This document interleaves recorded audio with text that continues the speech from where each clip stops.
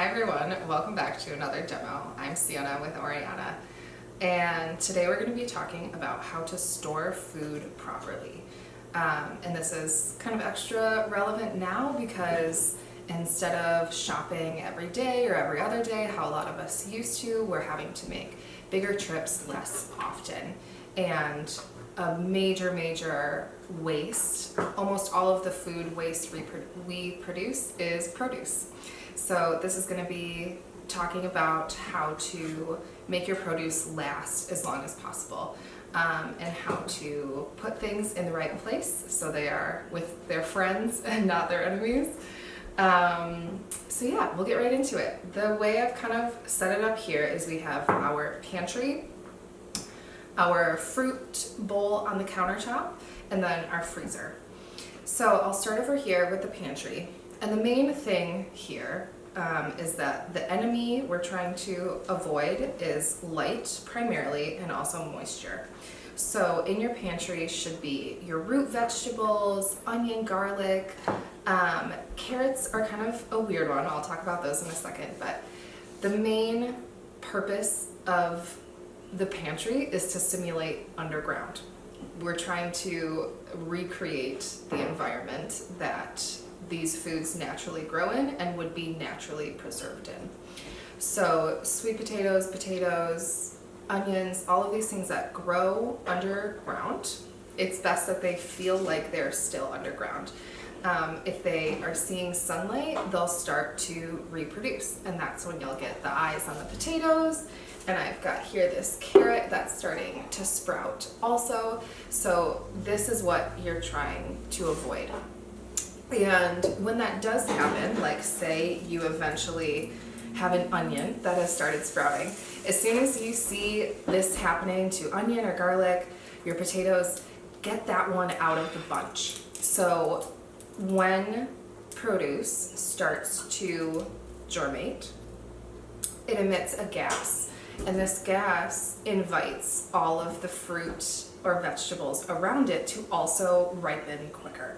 So the best thing to do is kind of remove this one from the bunch, set it aside. You can even plant it. And this, of course, it's already started to grow, so if you just toss it in the ground, it will keep growing. Another quick tip, if this is your last onion, it is safe to use. When you cut it open, just remove all of the parts that have turned green. Carrots are kind of a weird in-between. They can be kept in the pantry because they are technically a root vegetable, but they really should be kept in the fridge for the longest, to keep them freshest longest. However, if you're short on fridge space, carrots can be the first to be sacrificed to the pantry. They'll do okay in a cool, dark environment, but like this one here, we've started growing some sprouts here in the pantry. So just be mindful of this. Same as the onion, this doesn't mean that the vegetable is not good anymore. Just cut this off and use it as normal. So we'll move on to the fruit bowl, or things that can be kept on the countertop.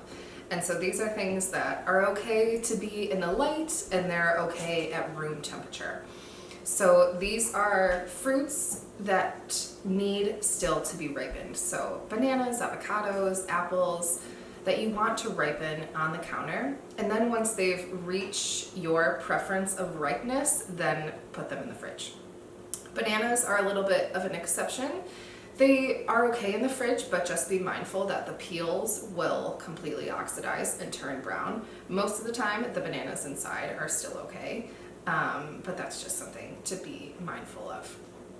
It's also important to note that bananas and apples and many other fruits emit the same gas that onions do. And so this gas, ethylene, causes all of the fruits around it to ripen quicker. This is naturally occurring, but it's also how a lot of producers use to artificially ripen. It's the same gas. So knowing this, it's important to keep ripened fruits away from fruits that you don't want to ripen as quickly.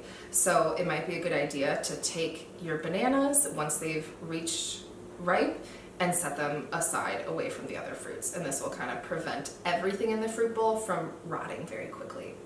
Tomatoes are a little bit weird. They're kind of different. So like a fruit, they can be kept right on the counter in room temperature and they'll do fine. They will stay a little bit longer. They won't rot as quickly if you put them in the fridge.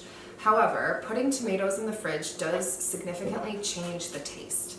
So depending on how long you need to keep your tomatoes for, how quickly you're planning on using them, I think about a week or so is the absolute maximum they would do okay on the countertop.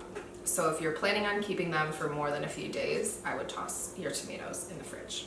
So here I've got some cherry tomatoes that come in this plastic clamshell with the little holes in it. This is actually the best way to keep cherry tomatoes, berries, grapes, anything, pretty much anything that comes in one of these plastic clamshells, that is the best way to keep it. You want minimal but not entire airflow in these in the fridge.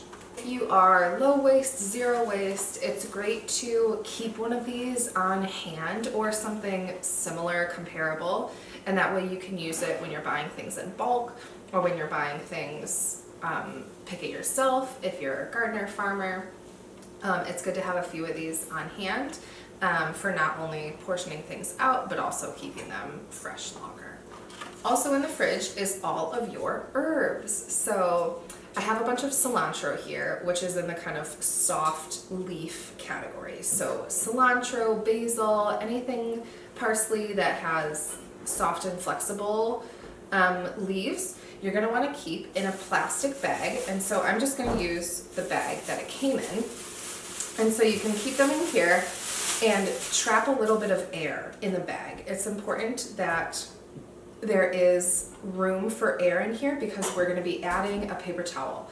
And this paper towel will keep the herbs a little bit moist. So my bag is still a little bit wet from when I picked up the produce, and that's just enough. If you don't use the produce bags and you're going to use a Ziploc bag or some other type of reusable bag, you're going to want to wet the paper towel just a bit. You just want to keep enough moisture in the bag to keep the herbs fresh.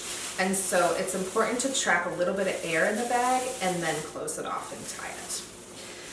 Contrary to these soft leaf herbs, more kind of hardy herbs like rosemary and thyme, those you're going to want to do pretty much the same way except for with a dry paper towel. And the dry paper towel will absorb any excess moisture. So we're kind of fighting opposite battles with the hardy leaves and with the soft leaves. So the thing to remember is that the hardy leaves want no moisture and the soft leaves like a little bit of moisture in an air full bag. Salad greens and other leafy greens, spinach, kale, anything like that, you're also going to want to keep with a dry paper towel to absorb any excess moisture. And if after a few days your greens are looking a little limp, you can always revive them by running them under cold water or dunking them quickly in a cold water bath. Citrus, lemon, lime, orange, grapefruit, anything like that should go in the fridge because they don't really ripen. We don't really ripen them at home. They can go right in the fridge as soon as you get home from the grocery store. It is best to kind of keep fruits and vegetables in separate drawers of the fridge. One, because of the gases we talked about earlier, you don't want any gases released from the fruit to end up over ripening your vegetables. And your fruits prefer it a little bit more humid than the vegetables. So in your crisper drawer, almost all refrigerators have the option to adjust the humidity in the drawer. Vegetables like it much less humid, and fruits, oranges, lemon, limes, like it a little bit more humid. The last category is the freezer, and lots more can and should be kept in the freezer than you think. So, of course, anything you would normally freeze, excess fruit and vegetables, of course, put it in the freezer. But other things that we should be freezing, flour and seeds and nuts. So, of course, these things will stay fine in the pantry. However, putting them in the fridge will make them last much longer, and putting them in the freezer will make them last virtually forever. So here I've got some cashews and some flax seeds and some flour, but really anything like pumpkin seeds, we've got some hazelnuts here. These I pulled out of the freezer. And the important thing to remember here is that the fat in nuts and seeds will go rancid if kept at room temperature for a long time. We kind of think of flour and nuts as they'll last forever, but they do go bad. And the best way to ensure the longevity of your nuts and seeds is to put them in the freezer. Other than that, anything I haven't yet talked about can safely go in the fridge. Almost everything is happy living in the fridge. Yeah, the best thing to kind of keep in mind is how do these fruits and vegetables grow and ripen naturally, and that will kind of guide you to where they will be most happy in your home, staying fresh the longest. I think that's about it. Thanks so much for tuning in to another demo. Again, I'm Sienna, and if you have any questions, you're welcome to comment below or shoot Oriana a message.